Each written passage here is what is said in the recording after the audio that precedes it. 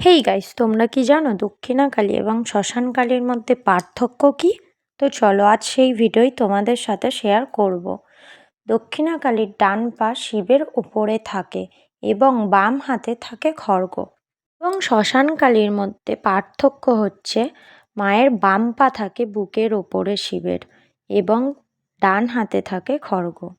এই দুই মাকে সবথেকে ভালো করে চেনার উপায় হচ্ছে একটাই, মায়ের ডান পা বুকে থাকে আর এক মায়ের বাম পা বুকে থাকে।